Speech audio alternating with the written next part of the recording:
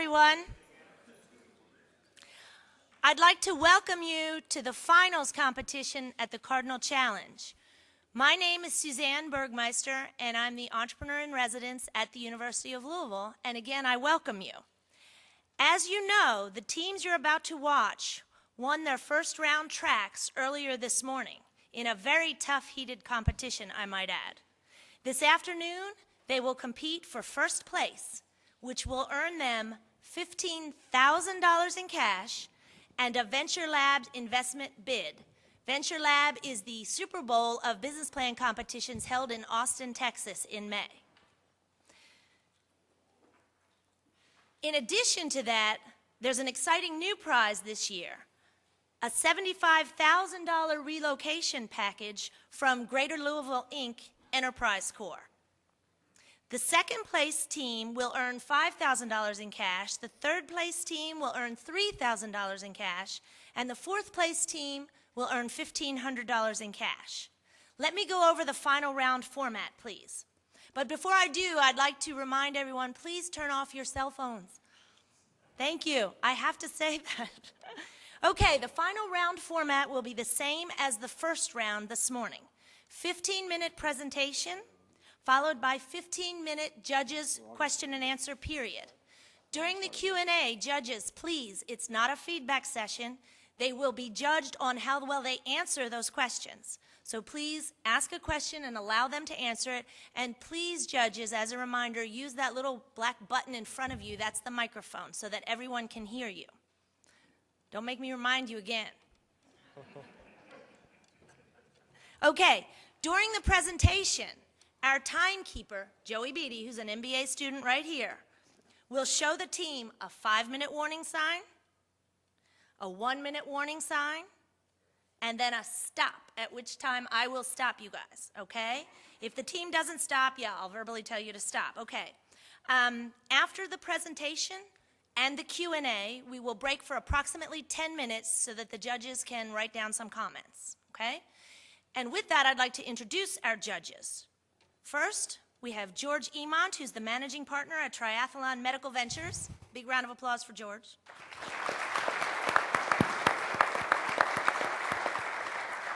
We have Lou Kelmanson, an entrepreneur and angel investor. He's the co-founder and director of Invella Financial Corp. Lou.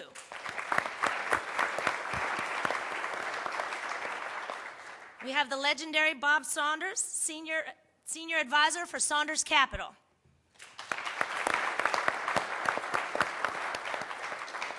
And we have Phoebe Wood, also an angel investor and a principal with Companies Wood.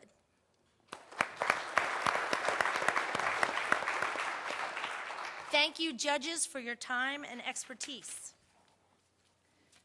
Now, I will have to ask any finalist team members who are not presenting first to please leave the room, if there are any of you in here. If not, good, then you followed directions from this morning, okay? And again, a reminder for everyone to turn off their cell phones. Okay, and with that, I will turn it over to our first team, which is Escapade from the University of Texas, Austin. Before they begin, timer, are you ready? Judges, are you ready? Okay. Team, when you begin speaking, the clock will start. There you go. We're going to start over here. Don't start the time yet.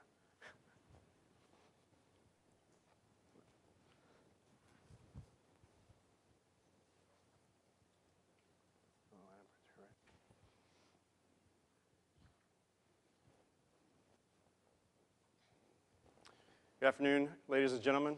There's 12 great companies here today. What you're going to see that sets Escapade apart is, one, we have a minimal viable product, we have partnerships with some big name players, and most importantly, we have customers. And in the next 30 minutes, it's going to become crystal clear to you where you need to invest your money. Escapade. So let's imagine that John here is a business traveler. He's going on a business trip to Asia for 2 weeks. He's going to spend 80 hours a week working, and he's barely going to have any free time. So he wants to make the most out of it. What's the problem? He doesn't speak the local language, he doesn't know the local customs, and he doesn't have any friends there. So what's he going to do? So we found that the business traveler market has 3 segments. One of them is veterans. So these guys are seasoned travelers.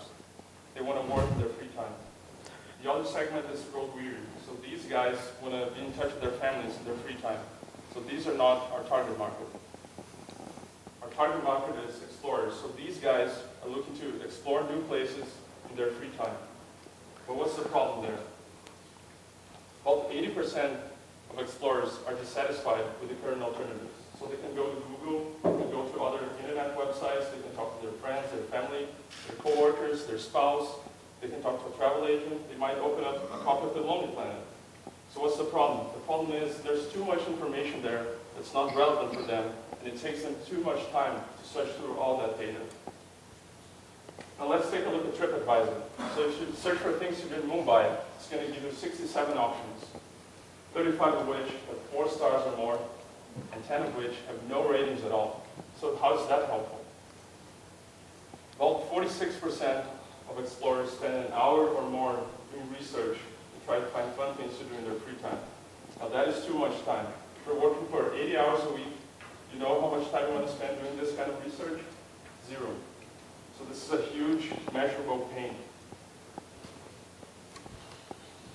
So we know there's a pain out there, and you need a friend who can help you solve this problem and make a trip to Asia most enjoyable. So who is that friend going to be? Escapade. Escapade is going to be that friend of yours. Escapade creates personalized and integrated itineraries for business travelers. Having that said, let me show you an example of how we do it. Our friends, the explorers, John and Paul, 2 people with very different lifestyles, one Deloitte consultant, the other one a small business owner, have completely different preferences. One has 2 days of free time accidentally in Asia, while the other guy has a planned trip to Asia. So these friends of ours, how do we help them? We create their itineraries. For instance, for John, we know he likes art, and that's why we recommend him going to Jahangir Art Gallery. Further, he studied history. He wants to know about the Indian history. That's why we recommend him going to Elephanta Caves and Kanhari Caves. And finally, he's a beach person, and we recommend that he go to the Juhu Beach to have an enjoyable time. Now, looking at Paul. Through our interviews with Paul, we realized that he does not like guided tours. He prefers walking all by himself and understanding a new culture. And that is why we recommend that he go to the Colaba market and bandstand to better understand the culture. Secondly, a single guy loves to go to certain kinds of clubs, looking for cool chicks to hang out with. I think China House is the best place for him to go to. And finally, student of religion, to take care of his religious appetite, we recommend he go to Siddhivinayak Temple and the Haji Ali Mosque. So what we see is 2 very different people going to Mumbai for the same time duration, go to completely different places but have a memorable time. So how do we achieve this? First, we collect their preferences through their Facebook, Google+, and LinkedIn profiles, and to understand them better, we have a deep set of questions in the Escapade questionnaire. Secondly, we have a destination database, which we assign with a deep set of variables so that we can uniquely link each location with certain types of preferences. And so, once we have the time and location, we tie these 2 together and come out with a recommended set of recommendations through our patented algorithms. And this, we go back and forth with the customer unless we finalize these locations. And once the locations are finalized, we go ahead and make reservations. But what is really important for us is the feedback. Through our machine learning algorithms, what we do is we constantly keep learning about the consumer's behaviors and the way he liked a certain spot so that we can better understand the preferences. And how do we deliver this to you? It's through your mobile and web media. So now we know what Escapade is. The next question is, where do we launch it? To answer this question, we interviewed our potential customers, and what we found is traveling to Asia is a big pain for American business travelers, and the biggest pain is in Mumbai. So we start at Mumbai, solving the pain there, and for that, we take India as a beachhead market, and from there, we expand to China and the rest of Asia. So let's take a look at the total market size. Every year, 2.5 million Americans travel on business to Asia, spending $9.5 billion on these trips. $1.5 billion out of this is spent in India. Now, there are 2 types of travelers, managed and unmanaged. Managed travelers are those who do not have the freedom of booking their trips on their own, and their company does their entire trip booking for them. So this is not the category that we are looking at. The unmanaged travelers, on the other hand, they book their own flight, hotel, and transportation in the foreign country. And fortunately for us, 73% of the American business travelers are unmanaged. And these unmanaged travelers spend $385 million every year in India on hotel and transportation booking. So let's take a look at who are our explorers, John and Paul. They are unmanaged American business travelers between 25 to 35 years old working in the IT industry. And how do we find them? For that, we are creating marketing intelligence based off the data that we are going to scrape off our social media networks. We are going to find out the people who actually match our target customer profile. And we are also going a step ahead and identifying the influencers, as these will be our most profitable customers. So now how do we acquire them? As we roll out in India in 2012, we first go direct after our customers. We know who they are, we know what their pain is, we have a product that can solve their pain. By going directly after them, by doing targeted advertising like emailing, and if for those who we can find the phone, by calling them, we go directly to them, and that's where we'll have the maximum chance of conversion. We also use search engine optimization and search engine marketing to draw web traffic to our website. And we also create awareness in the different business school consulting groups, as this is where our future customers are going to come from. They are, in a year from now, they would be like going and working at companies like Deloitte, which is very lightly managed. In 2013, we start advertising in tech forums. And as we roll out to China, we'll start advertising in in-flight magazines.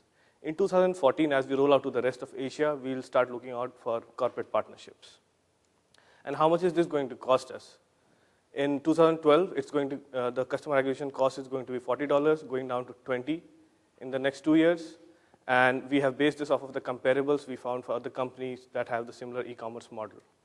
So at this point, we'd also like to talk to you about Escapade's differentiation as a product.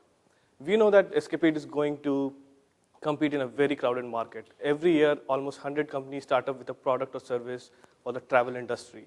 And more than 85% of them fail. So the question we had as a team is, what is it that we are going to do different from others that is going to draw our customers to us? And so we went back to our potential customers, we interviewed them, and we found that ability to customize a product while cutting down on time required were the two categories that our customers were looking for, that they valued the most. And so we took a look at how our competitors were doing on these two criteria. So Google here stands for all the search engines, TripAdvisor for all the content providers, and then people can ask their friends, concierges, or travel agents. And we also have companies like Gogobot and Trippy, who are also social media based, but they have a different business model. Let me explain that to you.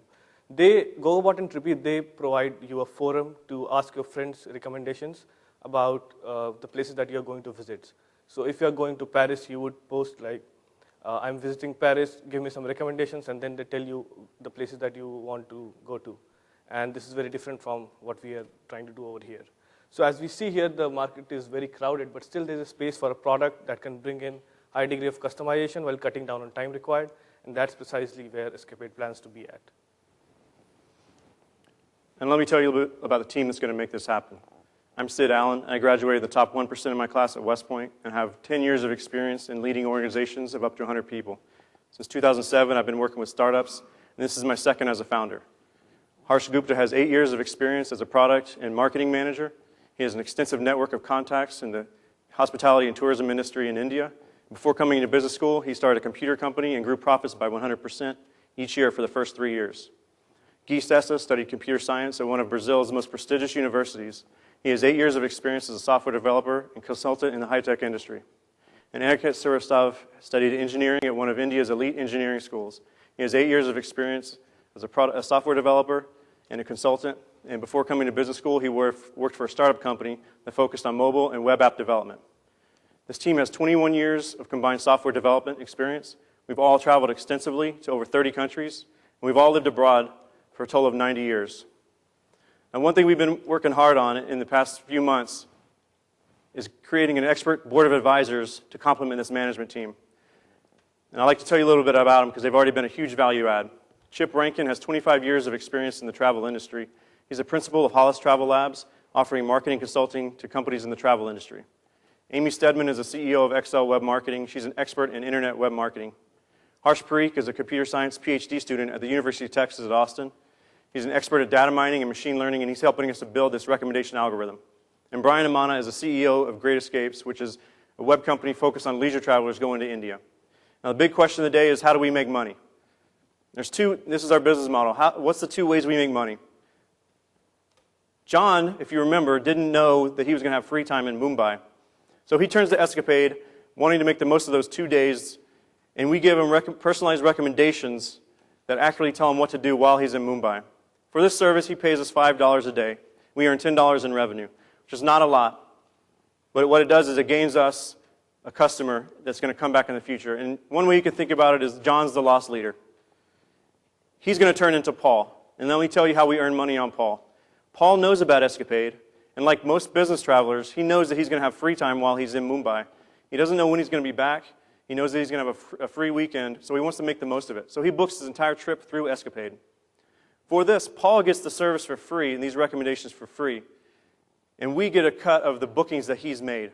So in a 2-week vacation to Mumbai, or business trip, we're going to earn over $100 in commissions, revenue to Escapade from Paul's trip. And what's more, the average international business traveler travels over 3 times per year on an international business trip. So that means over the course of the year, we're going to earn over $300 on Paul's trips. Now, everyone's going to promise astronomical returns. I'm not going to try to top that or give you any astronomical returns. What I would like to do is share with you the goals that we have set for ourselves to meet these milestones. And I would like to talk to you about the most likely scenario that we see, which is the blue line here. Their goal in our first year is to launch into India, come up with a product that's met the needs of the market and that has a good market fit. Our goal is to have 400 customers by the end of the first year, or 800 bookings. Now, once we have this product that's meeting the needs of the explorers like Paul and John, and we know that they will use it, we're going to expand our marketing and biz dev efforts into China.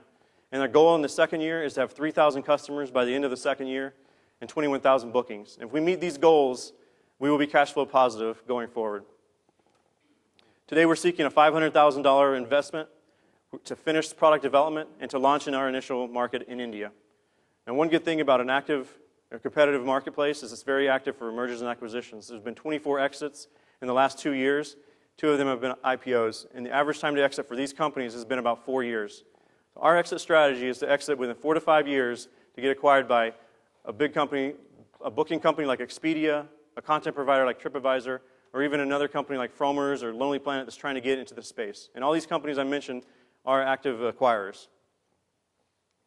Before I end today, I would like to share with you our current status of where Escapade is right now. We have a website that's live. You can book hotels anywhere in the world through our website today. We have a partnership with Expedia.com, and we're in talks with cab companies in India like Mehroob Cab Company. And finally, we have 8 customers that are going to India and Brazil in the next few months, and they're helping us to refine this minimal viable product. And what's more, we have 80 other people on a wait list waiting for us to get this process automated so that they can become customers of Escapade as well.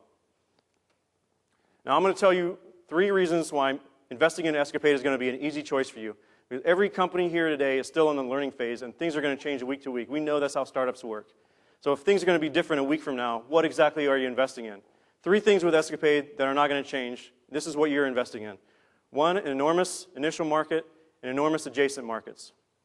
2, a very measurable, widespread pain that Escapade is going to solve. And 3, a committed, all-star team that's going to make this happen and make Escapade a success. Thank you. Judges, you have 15 minutes for Q&A. Yes, sir. Bob, could you please get closer to the mic? I can hear you. I can hear you fine. Looking at financial model, it looks like about 95% of your revenue comes from the hotel. That's right. Cab booking. Mm-hmm. Very little revenue comes from the actual use of the application. So help me understand why you don't get this intermediate. Why don't people keep on booking how they're booking? Lots of people will book rent cabs. Not sure they'll rent a cab to be able to sell it. And why will people take you for that rather than just using what Yeah. you're good at, which is giving them advice and using the Yep. sources they're currently using for the things that are part of the bulk of your revenue? That's great. And that's a great question. Today, some like John or Paul can go to India and they can book through Expedia, or they could book through us and get the exact same price for these hotels. So we're a value add to his trip to India. And that's why someone was going to go through Escapade when they book their travels. Right, so Paul can pay us $10 or $20. Our pricing strategy is to get him to book through us, because if he books through us, he's paying us nothing. He's paying what he would pay Expedia. If he goes through Expedia and us, he's paying us $20 and Expedia the same amount. So by going through us, he's paying nothing extra, and we're getting 5% cut from Expedia. Yeah. Yeah.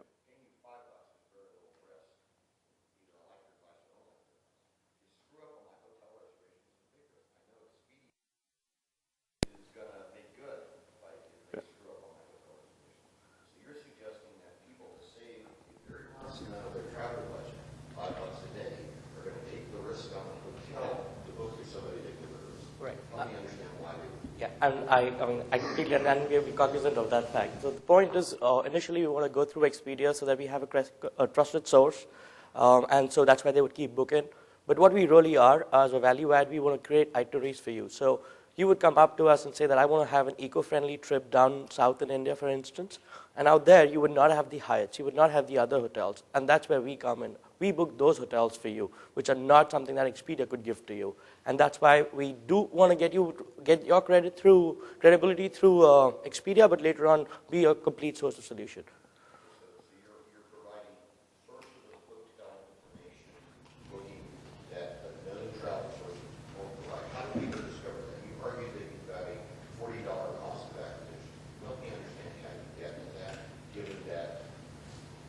As to how we get $40 per customer, or how we convince them that we're reliable.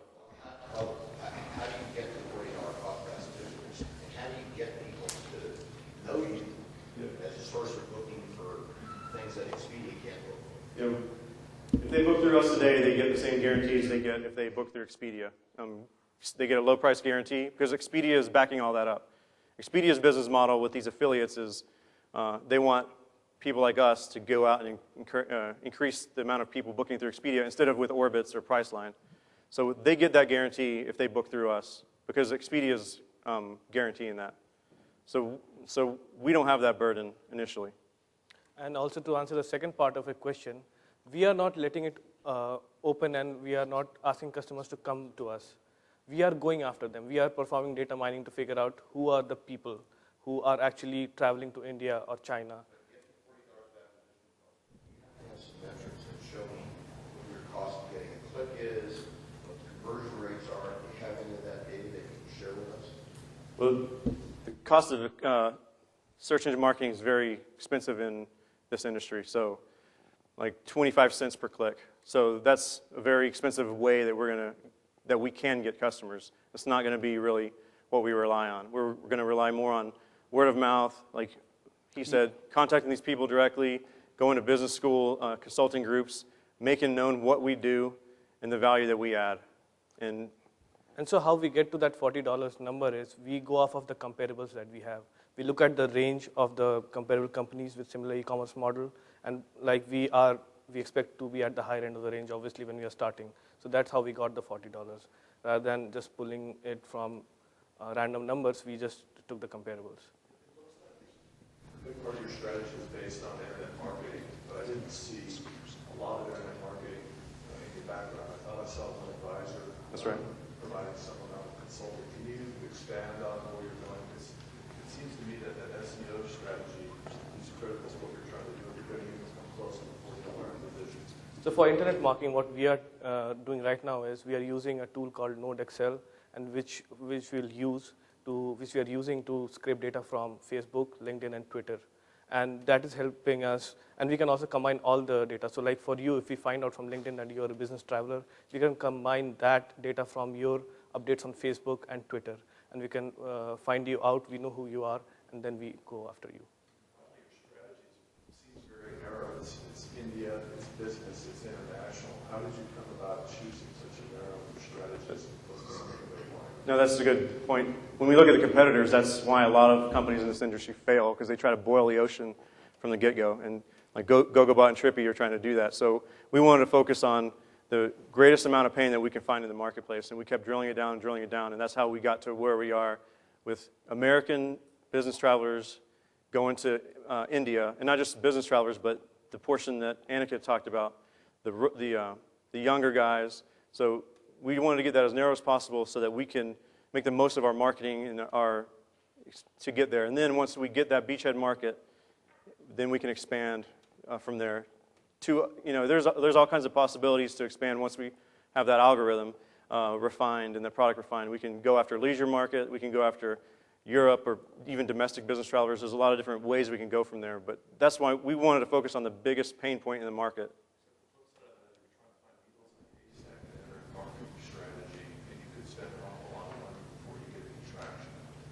Yes, so there's ways to do that. If you just go on Google and say stuff in Mumbai, that's going to get everyone in this room. But like he was saying, we can go LinkedIn and Facebook and other tools help us to refine that much more down, and we can put ads on Facebook and LinkedIn accounts that are just going to go to this demographic right here that we know they have a business trip coming up. So that's how we do that.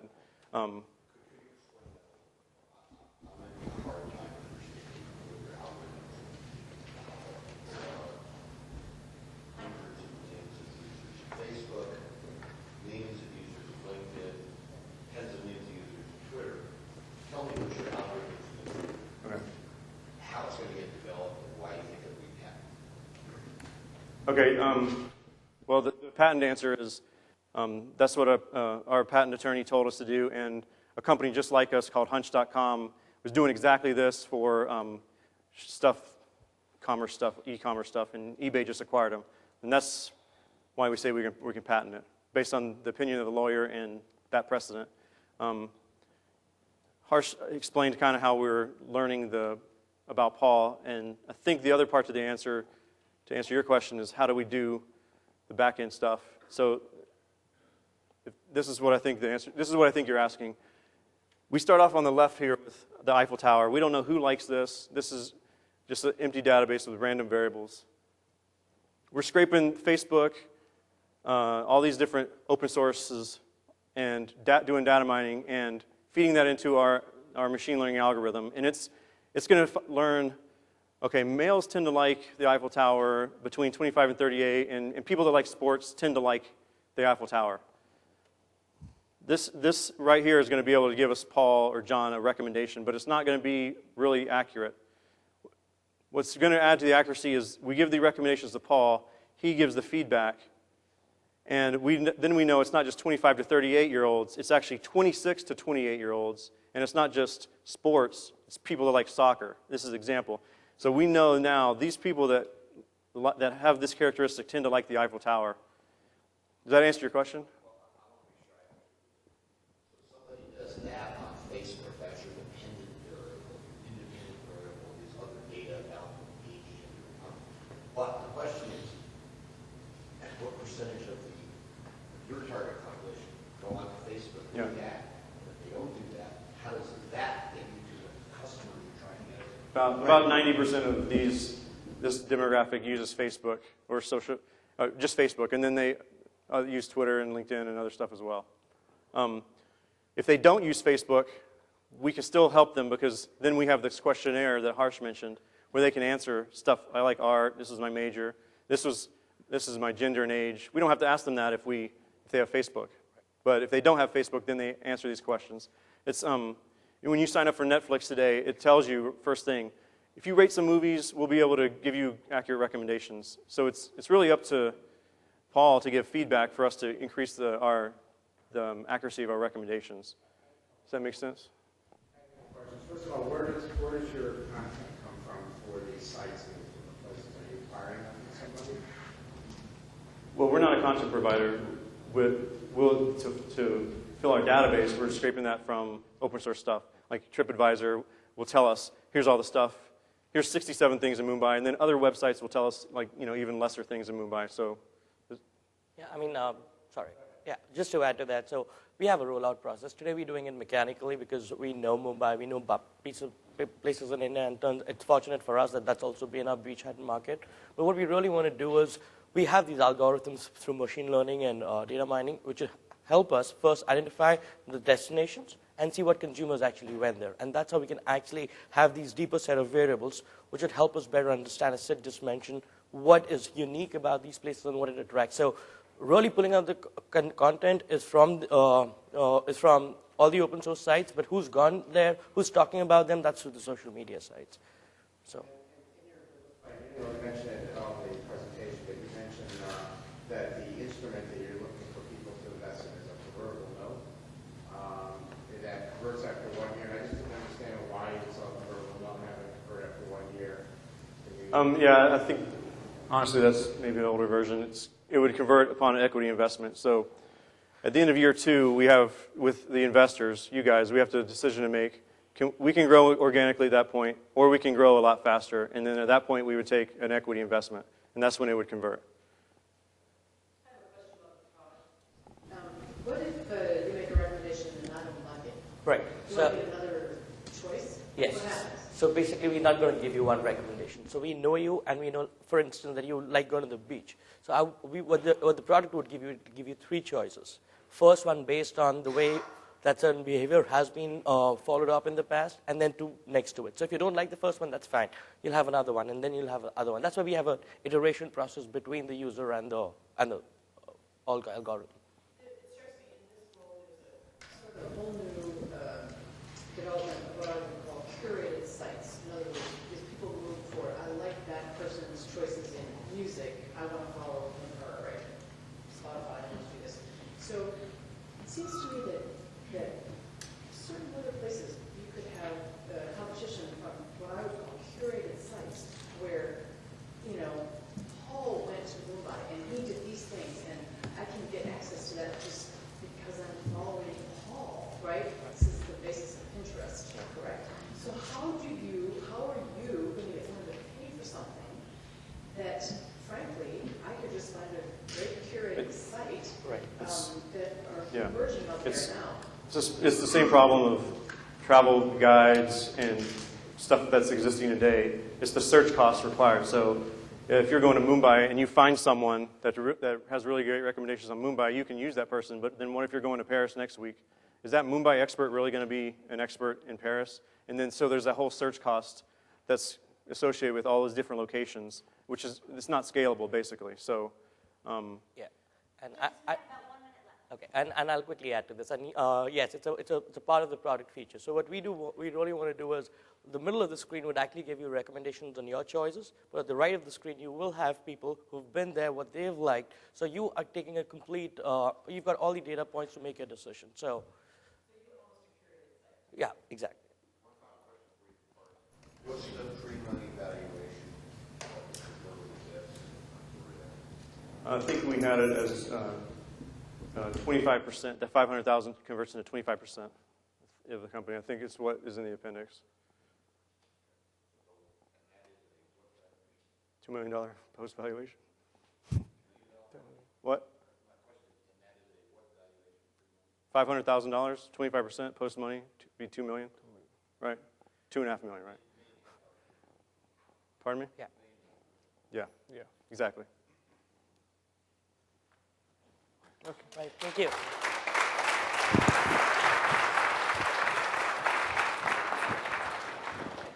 Thank you, Escapade. We will now take a very short break so that the judges can write up some comments, and we'll start again in 15 minutes.